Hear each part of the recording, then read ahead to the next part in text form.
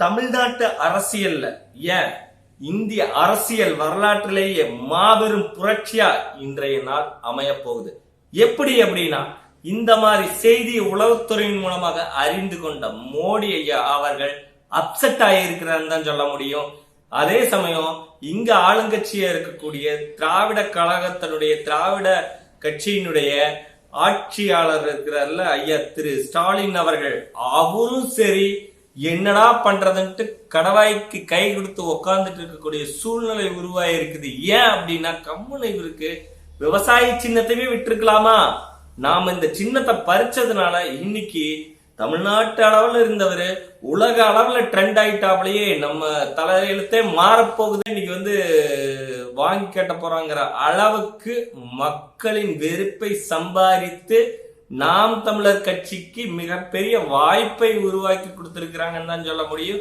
மக்கள் கழுவி ஊத்திட்டு இருக்கிறாங்க. அந்த மாதிரி ஒரு செயல் நடந்திருக்குது. அதுவும் இன்னைக்கு சென்னையில நடக்கக்கூடிய ஒரு பேரறிவிப்புங்கிறது நாம் தமிழர் கட்சியோட மிகப்பெரிய ஒரு ஊன்றுகோலா இருந்து இந்த அரசியல் களத்தையே மாற்றப் போகுது அப்படின்னு சொல்ல முடியும். அதை பற்றிய ஒரு விடயத்தை தான் இந்த காணொலியில பார்க்க போறோம். உங்களோட நான் உயிர்மை வசந்தகுமார். வாங்க காணொலிக்குள்ள போவோம்.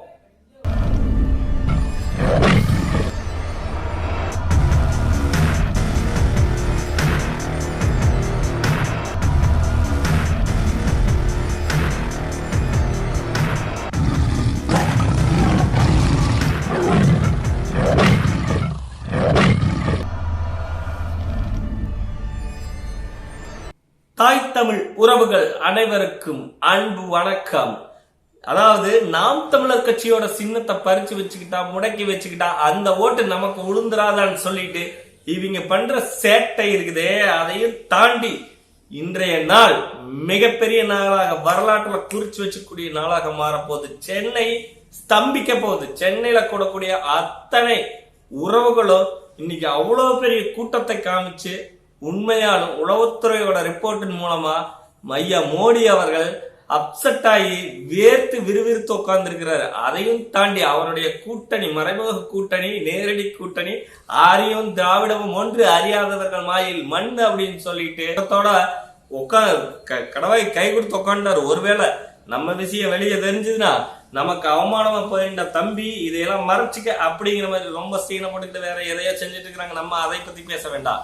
இன்னைக்கு வரலாற்று பேரறிவிப்பா 40 வேட்பாளர்களை சென்னையில வேட்பாளர் அறிமுக கூட்டத்துல அறிவிக்க போறாரு. என்னங்க இதெல்லாம் எப்ப செய்யறதான? தேர்தல் அண்ணன் வேட்பாளர் அறிமுக கூட்டம் செய்யறது தானே?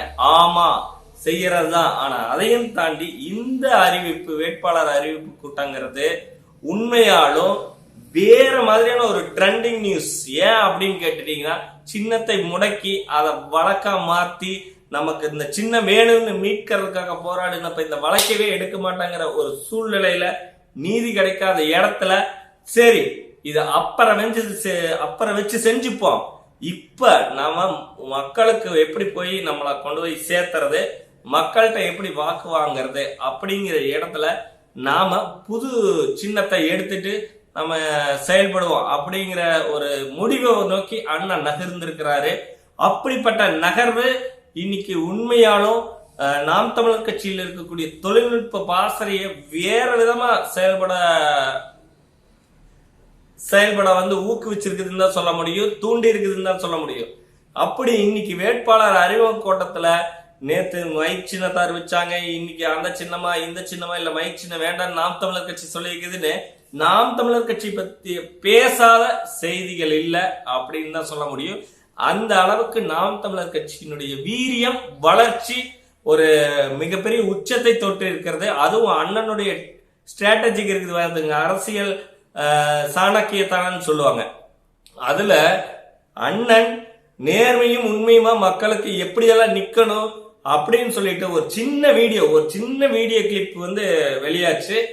வேட்பாளர்களை வைத்து எப்படியெல்லாம் பேசணும்னு சொல்லி ஒரு வீடியோ ரெடி பண்றாங்க, காணொலி. அதனுடைய இந்த பேஸ்புக்ல அண்ணன் இயக்கதாம மற்றவங்க அதை பேசுறதாம ஒரு சின்ன வீடியோ வெளியாயிருந்தது. இது எவ்வளவு பரபரப்பு அப்படிங்கிறது இன்னைக்கு பேஸ்புக் ட்ரெண்டிங் ஆயிருக்குது அதெல்லாமே. அப்படிங்கிறப்ப ஒரு அரசியல் ஆசானா மட்டும் இல்லாம ஒரு வழி நடத்துதலாமும் ஒரு கற்றுக் கொடுக்கக்கூடிய ஆசானாமும் இன்னைக்கு வந்து நின்று இருக்கிறாரு. அதனால மிகப்பெரிய பேசுபடு பொருளாகவும் இந்த உலக தமிழர்கள் மத்தியில் மிகப்பெரிய நம்பிக்கையும் வந்து ஏற்படுத்தி இருக்குது அண்ணன் செந்தமிழன் சீமான் மேல. ஏற்கனவே உலகத் தமிழர்கள் அண்ணன் செந்தமிழன் சீமான் மட்டும்தான் நம்புவாங்க.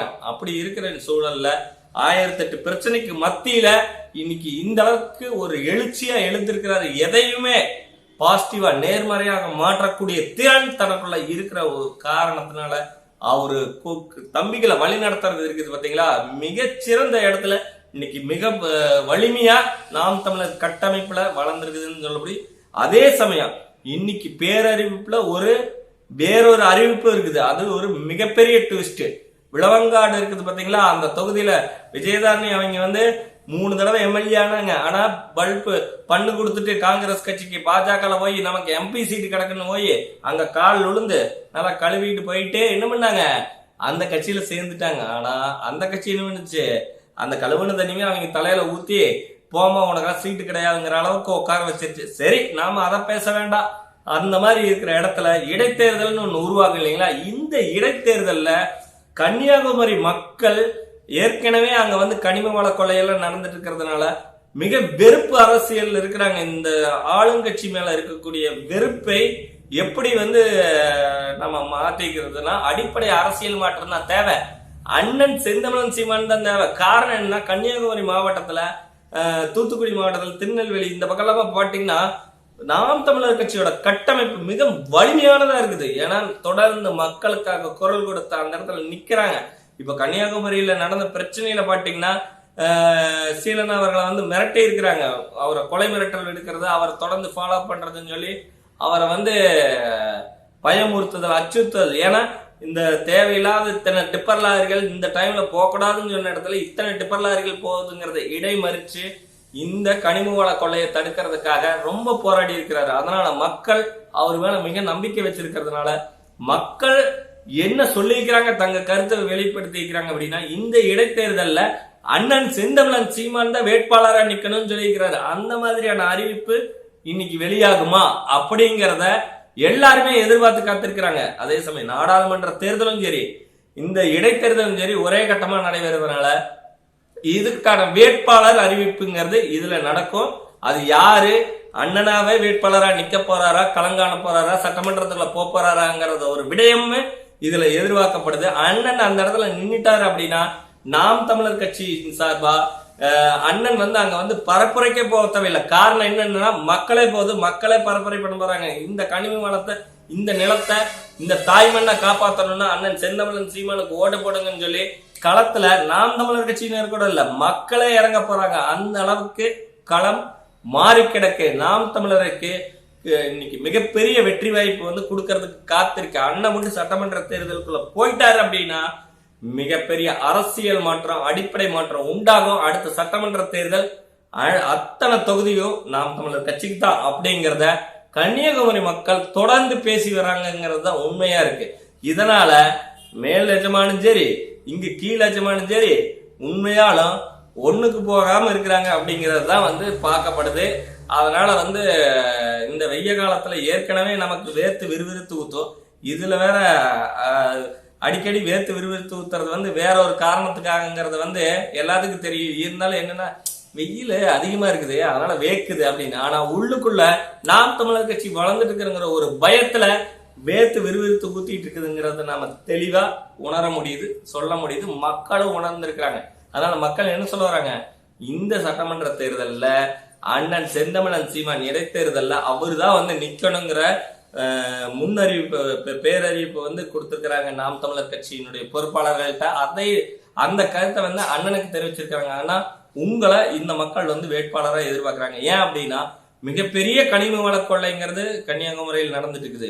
இந்த இடத்துல ஏற்கனவே நாம் தமிழர்களுடைய பொறுப்பாளர்கள் இதையெல்லாம் எதிர்த்து போராடுற இதே வேளையில இந்த இடத்துல அண்ணன் செந்தமிழன் சீமான் இருந்தா இதையெல்லாம் நடக்க விடாம தடுக்க முடியுங்கிறது அபரிவிதமான நம்பிக்கை நாம் தமிழர் கட்சியின் மேல இருக்குது, அண்ணன் செந்தமிழன் சீமான் மேல இருக்குதுங்கிறத எல்லோரும் ஏற்றுக்கொள்ளக்கூடிய உண்மை. காரணம்னா மக்கள் இன்னைக்கு அத்தனை விடயங்களையும் உணர்ந்துட்டாங்க. இவங்க போடுற ஆட்டங்கள் என்ன, பாட்டங்கள் என்ன, எல்லாத்தையும் வந்து தகர்த்தெறிஞ்சிட்டு நாம் தமிழர் கட்சிக்கு வாக்களிக்க போறாங்க. அதுவும் இந்த சின்னத்தை முடக்கி வச்சதுல உண்மையால நாம் தமிழர் கட்சியோட உறவுகள் வந்து கொந்தளிச்சாங்களா இல்லையா? மக்கள் கொந்தளிச்சு கிடக்குறாங்க. நாங்க ஓட்டு போடுறோம் போடல, அது அடுத்தது.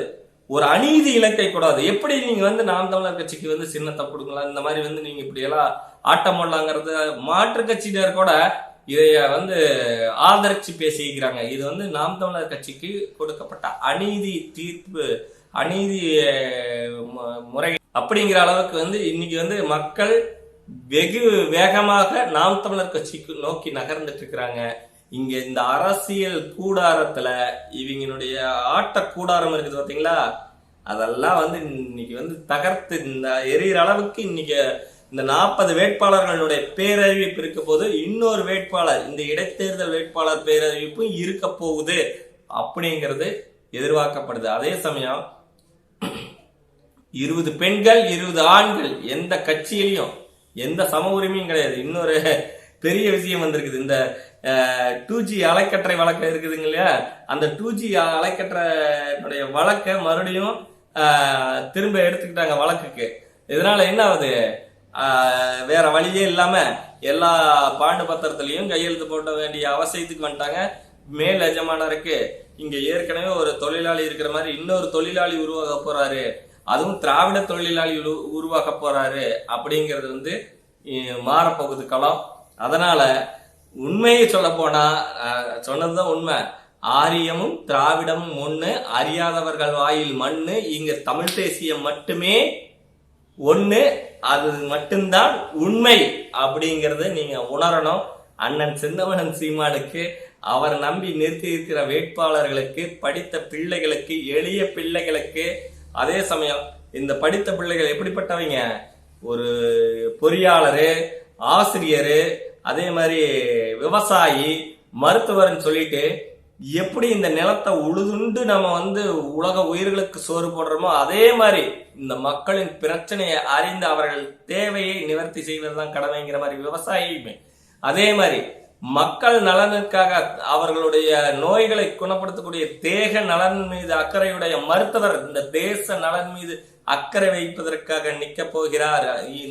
இங்க வந்து குணப்படுத்தினது மக்களோட உடலை மட்டும் இல்லை, இனிமேல் குணப்படுத்த போறது இந்த நாட்டினுடைய அசிங்க அரசியலையும் தான். அதை சரிபடுத்துறதுக்காக தான் மருத்துவர் நிக்கிறாங்க. பொறியாளர் சரியான அரசியல் கட்டமைப்பை உருவாக்குறதுக்கும் அதை சரி செய்து மிகப்பெரிய ஒரு அரசியல் புரட்சியை உருவாக்குறதுக்கு தான் பொறியாளர்.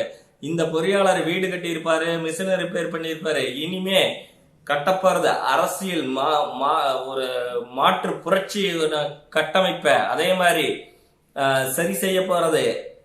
உண்மையாலும் இவர்கள் செய்த 60 வருட கால பிழைகளை எல்லாத்தையும் சரி செய்து, இதுதாண்டா அரசியல், இதுதாண்டா மக்களுக்கான உண்மையான ஆட்சி அப்படிங்கறத வந்து சரி செய்ய போறாங்க.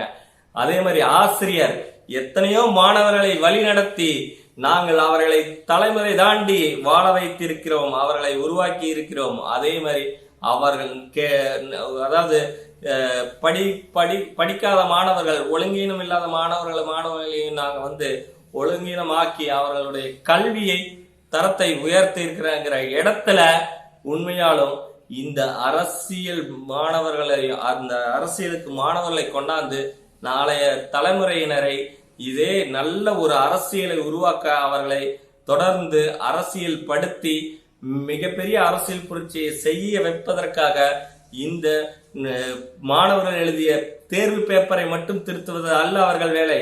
இந்த நாட்டினுடைய தலையெழுத்தையும் திருத்தி இங்கே இருக்கக்கூடிய அனைத்து சட்டங்களையும் திருத்தி எழுதுவதற்காக இந்த ஆசிரியர்கள் வேட்பாளராக வந்திருக்கிறாங்க. இந்த மாதிரி இருக்கக்கூடிய களச்சூழல்ல இவர்களுக்கு நீங்கள் வாக்களித்தால் மட்டுமே பாமரனின் குரலும் பாராளுமன்றத்தில் ஒலிக்கும். நமக்கான உரிமை உண்மையால நாடாளுமன்றத்துல பேசப்படும். இல்ல அப்படின்னா இங்க நீ வந்து நீட் தேர்வு ரத்து கேட்டீங்கன்னா இவன் ஜாராய கடை இன்னொன்னு ஓபன் பண்ணி அதுக்கு வீரன் பேர் வச்சு வீரன் ட்ரிங்க்ஸ் சாப்பிடுங்க, சாப்பிட்டீங்கன்னா வீரமா வரும் அப்படின்னு சொல்ற அளவுக்கு இங்க கேடுகிட்ட அரசியல் தான் நடக்கும். அதே சமயம் மின் கட்டணம் குறைங்க, கல்வி கட்டணத்தை வந்து ரத்து செய்யுங்க, இலவச கல்வி கொடுங்கன்னு சொன்னா 110 ரூபாய்க்கு பாட்டல் விற்கக்கூடிய ஒரு அரசு அப்படிங்கிற அளவுக்கு தான் இங்க ஒரு ஆட்சி நடக்குது. இந்த ஆட்சியாளர்கள் இதைத்தான் செய்வாங்க அப்படிங்கிற இந்த கலர்ச்சூழல் மாறணும் அப்படின்னா இதெல்லாம் நம்ம தகர்த்தெறிஞ்சு நிக்கணும்னா நாம் தமிழர் கட்சிக்கு நம்ம வாக்களிக்கணும். இன்னைக்கு 3 விடயங்கள். ஒண்ணு, 40 வேட்பாளர்கள் நாடாளுமன்ற தொகுதிக்கு அறிவிக்கப்படுறாரு. இன்னொன்னு, மிகப்பெரிய எதிர்பார்ப்பா நாம் தமிழர் கட்சியின் சின்னத்தை பரபரப்பா எதிர்பார்த்துட்டு இருந்தீங்க இல்லைங்களா, அந்த சின்னத்தை என்னன்னு அறிவிக்கப்படுறாரு. இன்னொன்னு, இடைத்தேர்தலுக்கு வேட்பாளர் யார், அண்ணன் செந்தமிழன் சீமானா இல்ல நாம் தமிழர் கட்சி உறவுகளா அப்படிங்கறதையும் இன்னைக்கு தெளிவா தெரிய போது. மக்கள் அண்ணன் டைரக்டா வேண்டுகோள் விடுத்துக்கிறாங்க, அண்ணன் நீங்க தான் வேட்பாளரா நிக்கணும். அண்ணன் மட்டும் இடைத்தேர்தலில் நின்றுட்டாரு அப்படின்னா இன்றைய களச்சூழல் வேற மாதிரி மாறப்போகுது. அதையே இன்னைக்கு இந்த பேரறிவிப்புல நம்ம காத்திருந்து பார்ப்போம். இன்னைக்கு சென்னையை ஸ்தம்பிக்க வைக்க போறாங்க.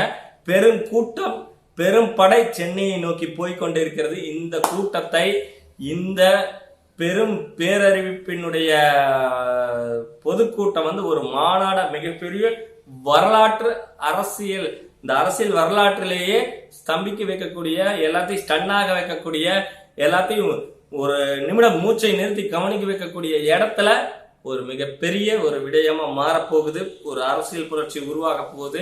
எப்படி ஜல்லிக்கட்டுக்கு ஒரு புரட்சி நடந்து ஒரு மாற்று ஒரு வழி உண்டாச்சோ அதே மாதிரி இன்னைக்கு அரசியல் புரட்சி சென்னையில நடக்க போகுதுங்கிறது தான் உண்மை.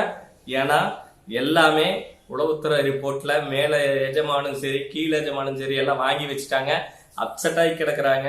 உள்ள ரூம் போட்டு யோசிக்க போறாங்க. அதனால இந்த நாடாளுமன்ற தேர்தல் களம் அறுவடை களம்.